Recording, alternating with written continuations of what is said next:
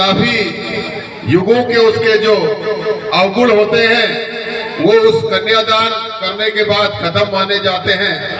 तो महाकाल सेवा समिति तो प्रतिवर्ष, पिछली बार शायद 25 थे, अभी 22 है, 21, तो बहुत सारी कन्याओं का प्रतिवर्ष, वो भी निर्धन कन्याएं जो जरूरतमंद है, पूरे वर्ष में उनकी ढूंढ खोज करते हैं, जांच पड़ताल करते हैं और इसके बाद उनका विवाह करवाते हैं। एक बड़ा भव्य आयोजन, जैसे एक बारात पूरी बाजार में, आज मैं भी उस बारात में था, 2-3-4 हजार आदमी बाराती बनकर पूरे हमारे खटीमा के क्षेत्र में बारात निकालता है। फिर उसके बाद यहाँ उसका भव्य आयोजन होता है, एक धार्मिक कार्य।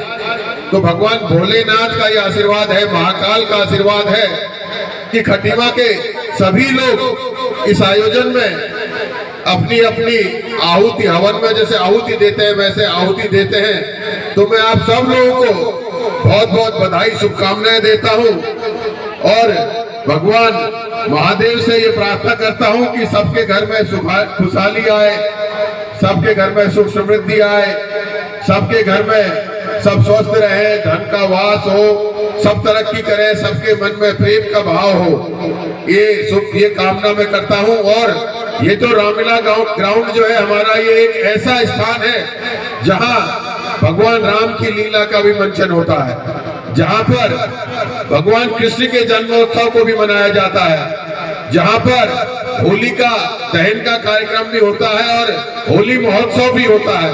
और यहाँ पर बाबा महाकाल के जन्मदिन के दिन एक बड़ा निर्धन कन्या विवाह का आयोजन होता है। तो एक ऐसी पवित्र जगह है जहाँ खटीमा में सारे जो धार्मिक अनुष्ठान है वो इस जगह से जरूर होते हैं। और मुझे लगता है कि ये महाकाल बाबा का ही आशीर्वाद है कि जो इतनी संख्या में श्रद्धालु जो शादी करने के दूल्हा दुल्हन के साथ हैं, उसके अलावा जो खटीमा के लोग हैं, वो जनता यहाँ पर आती है सबको आशीर्वाद देने के लिए। इसके लिए मैं आप सब लोगों को, पूरी कमेटी को बहुत बहुत बधाई, शुभकामनाएं देता हूँ। और भगवान महाकाल के बारे में एक छोटा सा एक कथा सुनाऊंगा। भगवान महाकाल, भगवान शिव देवों के देव महादेव हैं, जो जिनकी पूजा अगर जो सच्चे मन से कर ले, उनके मन का भाव सच्चा होना चाहिए, तो वो भगवान शिव उस पे प्रसन्न हो जाते हैं और उसकी सारी जो समस्याएं हैं उनका समाधान हो जाता है।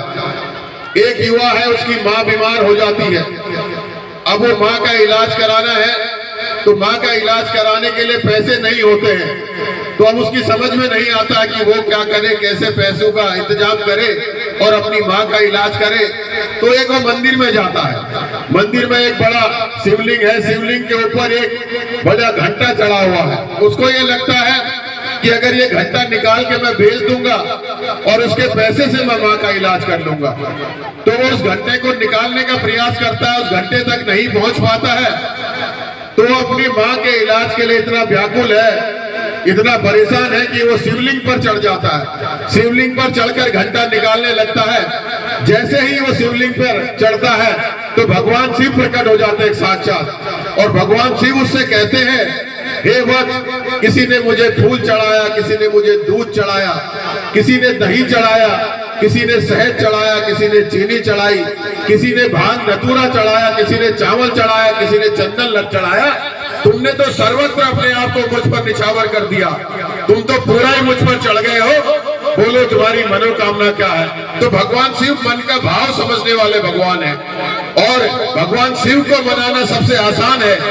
इसलिए भगवान शिव का श्रद्धा से, मन से जो भी उसकी प्रार्थना करते हैं, वो जानते थे कि ये अपनी माँ के इलाज के लिए कर रहा है, तो साक्षात प्रकट हो गए। इसलिए जब हम सच्चे मन से भगवान शिव की प्रार्थना करते हैं तो वो जरूर हमारी सुनते हैं। देखिए, महाकाल का जब आयोजन होता है, मैं भी जो है कि इस समिति के सभी लोगों से मिलता हूँ।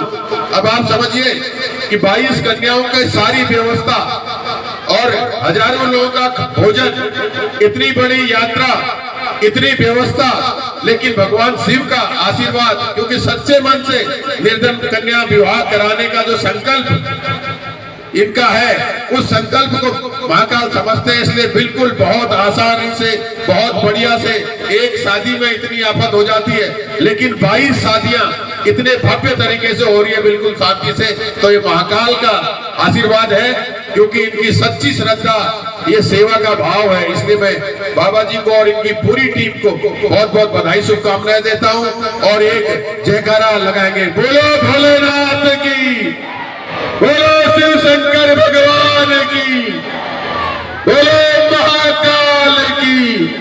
धन्यवाद।